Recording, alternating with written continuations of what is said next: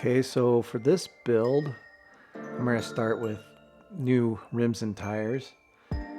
And I could not reuse the brass, I think it was on the front, because of the rims. Oh no, the front had the knuckles, so they were fine. The rears, I couldn't reuse the brass because they wouldn't fit with these rims. So keep that in mind when you do your upgrade. Now these rims are all metal, so they have a lot more weight than the plastic rims that you can see there that come originally. If you wanted to use those new wheels and tires, you would definitely have to cut the body. I didn't really want to cut the body, so you'll see what I did later. And for the left side, I put no foam, and I wanted to see the difference. And I like running without the foam. You get a lot better grip on the surface of what you're driving. Now it's time for the Injora upgrades of the links. And you basically just dismantle the whole car. I took the whole body off. It's easier to work without the body and be able to flip it upside down and let it sit on its insides.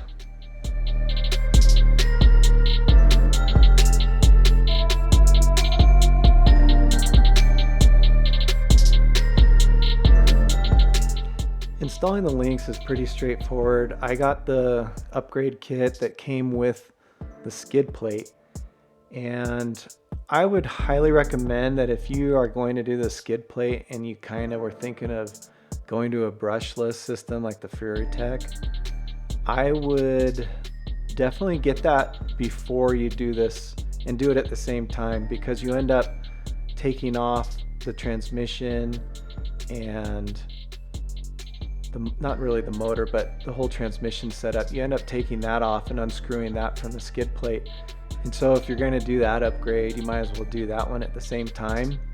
I had kind of wanted to do that, but after you see the end of this video, you'll see what I'm going to end up doing. I'm going to leave what I did, and I think I'm going to build the Fury-Tech Cayman as more of a performance crawler. And what I ended up doing will be a little bit too big for the track that most of you guys have seen in my videos, and you'll actually be able to see it at the end of this video too. So I give you a little bit of advice on how to do these little knuckles that you gotta build with O-rings, and I'll show you that here shortly.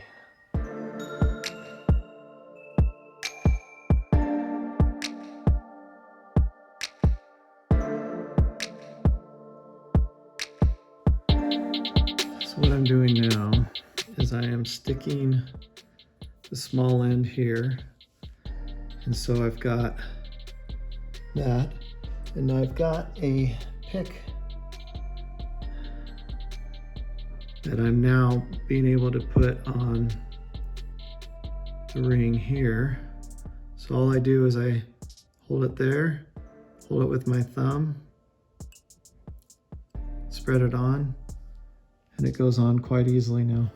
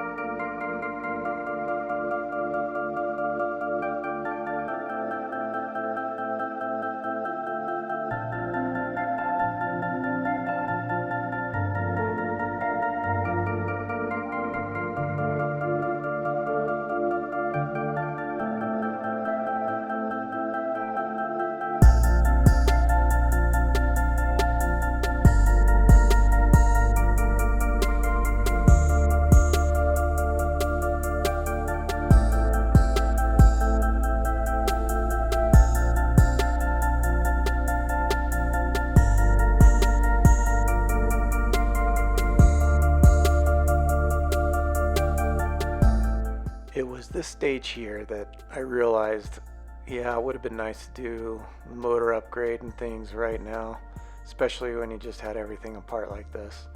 So this is why I mentioned that tip earlier. Now's the time you could easily make that switch over.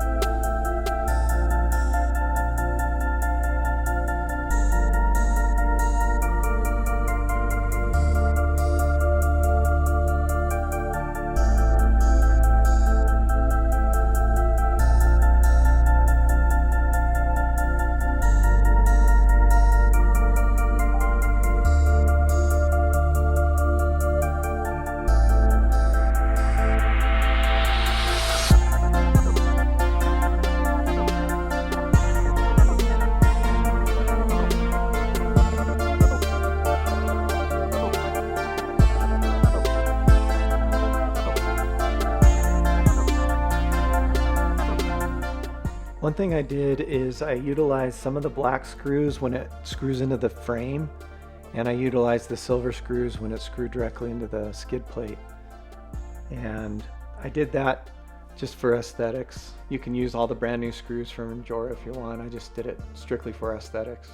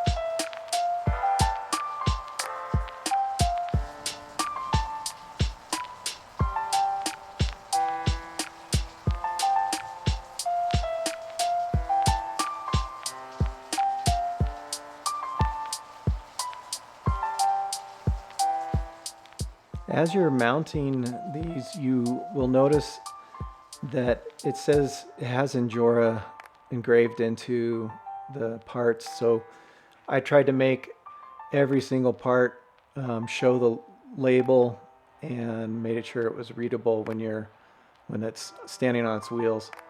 And just another little detail to pay attention for. And that bendy part at the end, those go closest to the axles. Just a little note.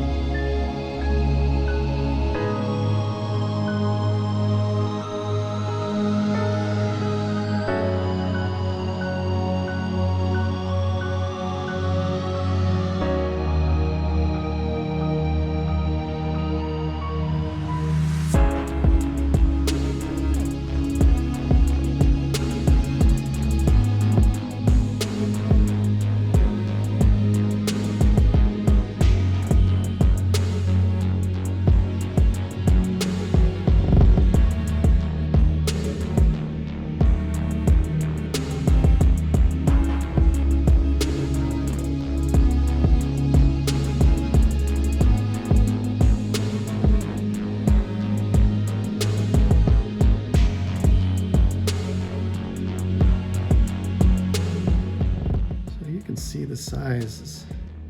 Puts it out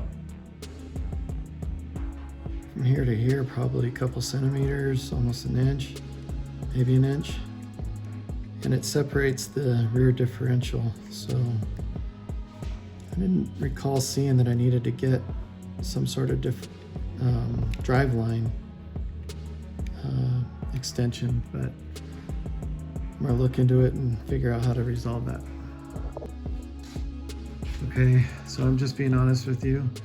What I did is I bought the kit and I wasn't paying attention. I bought it for the Gladiator, the SCX124 Gladiator. And I thought, oh, you know, maybe it'll be okay. I'll just get an extension, get a different drive line, just extend it and change my geometry for the suspension. But in the end, with what I plan on doing with this, it's too far back. So I just ordered another kit. I'm only going to swap out these 4 parts, and since I already installed everything, I'm not going to return it. I'll just have some spare parts in case I do another project. Live and learn. At least it's only, I think it was like $16 for the next correct set. So I got these shocks that I'm going to experiment with to see if I can get better articulation and greater clearance. And so I'm going to try that out. So jumping over to the actual body, I wanted to paint a hard plastic body kit. And so this is just testing it out. I did the underside of the hood. You guys might be able to tell what it is based on that alone. But I did a little sanding, and I went on later to use a 1500 grit wet dry. But I just wanted to test this out, see if it would, how it would take, and make sure that it would look okay. So I went out and sprayed it. I'm using a smoke gray from Rust-Oleum, and it's glossy. And so I sprayed a couple light coats just to test it out, wait 15 minutes between coats, and in the end just peel the tape away, and you'll see that here in the second shot. And as you can see, it came out pretty good. I was happy with it. Glossy, the color I'd like. And so after this, I decided I'd go ahead and sand everything and put it all together and paint it. This is the cardboard DIY spray booth I made. Works really well, super happy with it. And I made a little quick video on this one, actually before this video. Check it out, hopefully it can help you. These decals are just incredibly tiny, but you do have to score them and cut them out yourself, and so it'd be helpful to have a really nice sharp new X-Acto blade. And basically it's just, you know, cutting it out, having patience. It's so tiny to deal with. After I cut it, I flip it over and I cut the white a little bit to expose the sticker, and that made it easier to peel off. And I've ordered, which I don't have yet, are some tweezers that'd be way handier doing these super tiny pieces. So hopefully I'll have those soon, but I'll probably finish this build before I ever get those. But hopefully in the future it'll help me out. And if you decide to do these, you should order those before, just to help you out.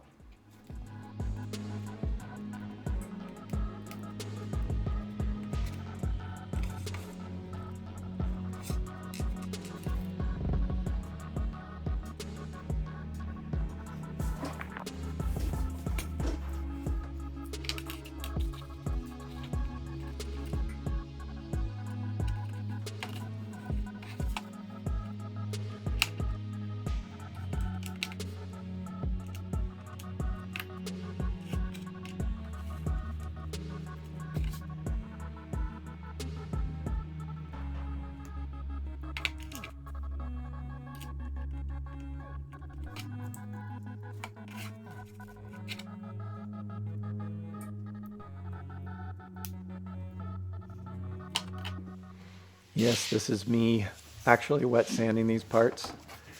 They had a couple imperfections, so I wanted to clean them up a little bit. Some stuff that got in the paint and smoothing out some of the spray as well. Some orange peel effect bit. And then I wanted to try to see what the difference would be from just straight paint and then utilizing a gloss coat as a finish as well. And it turns out, spoiler alert, just do the gray spray paint. You don't need to do 2 steps. And another tip, I tried to use these paint markers. They did not stay on the plastic at all. I ended up using spray paint for these as well. And just do that. Don't even try using something else. These just didn't stay on. Okay, now for the fun part. This is the funnest part, is being able to put all the stuff together and seeing how the final product's going to be. I had to strip off a little bit of paint that was covering a detail when I painted the inside of the doors. And one thing that might help here as well would be tweezers again. And one thing, before this step, before you actually bolt the roof on, you might want to consider putting the windows in, because you might have a little bit more flexibility before you actually screw the roof on. I had a hard time. I had to actually use a screwdriver to pry them in because they were really difficult to stick in, and I don't think it was just because of my paint, but that may have made a bit of a factor.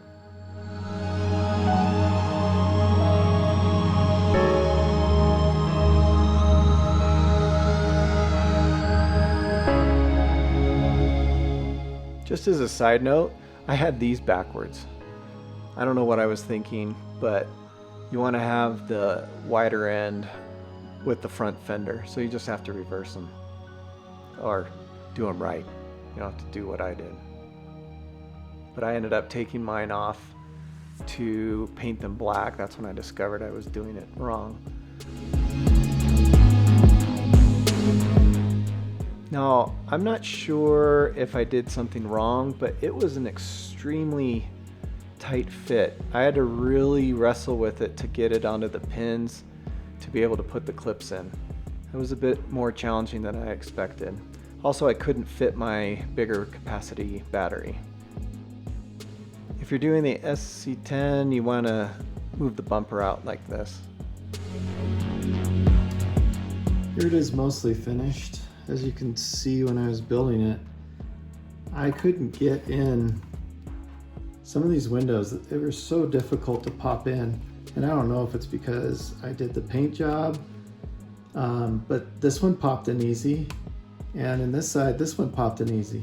This one, I need to check my video, but I think it's missing, because I opened that bag for the first time right here and put the contents right on the tray, and that one seems to be missing. So another thing, I'm gonna paint these.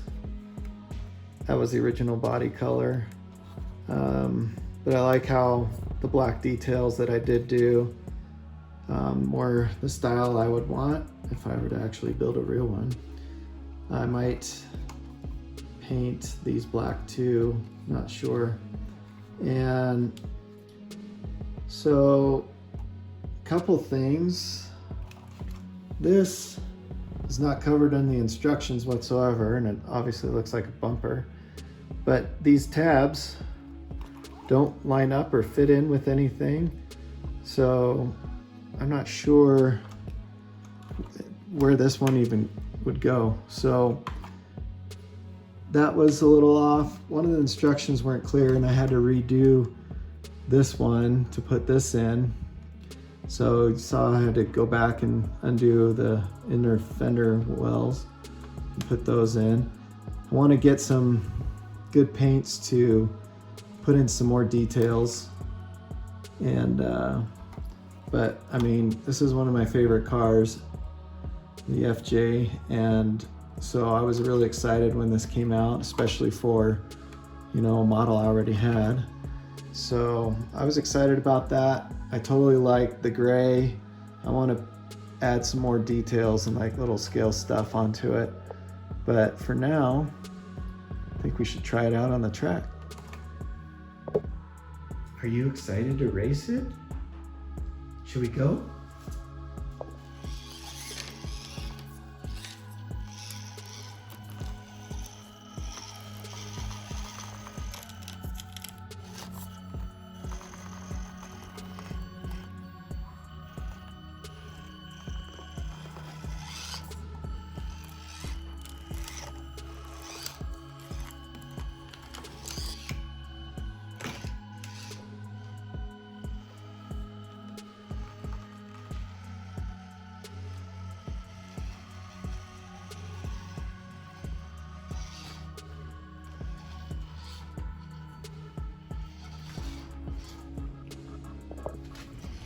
So many of you saw that I wasn't running any springs on the shocks, and that was to try to get just this free amount of articulation. And you'll see it come into effect right here.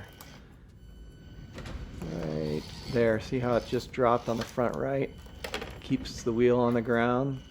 These tires without the foam are super grippy. Really happy with that performance.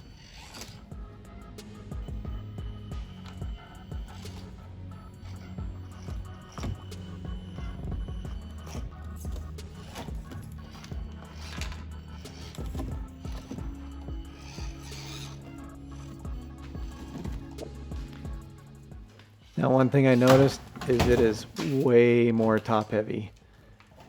There's a lot more weight to it in general, and you can see I can't climb or navigate some of the same areas, but other parts it does really well. But there is a definite change in the weight of the vehicle and the top heaviness to it. But price you pay for such a cool body. If you saw my other video that had the 360 camera, so going through the whole course, so you can get a sort of driver's view of everything, it kind of had the same sort of weight difference that way. But as you can see here, it climbs this really well, and it really stuck to it. I was happy with that.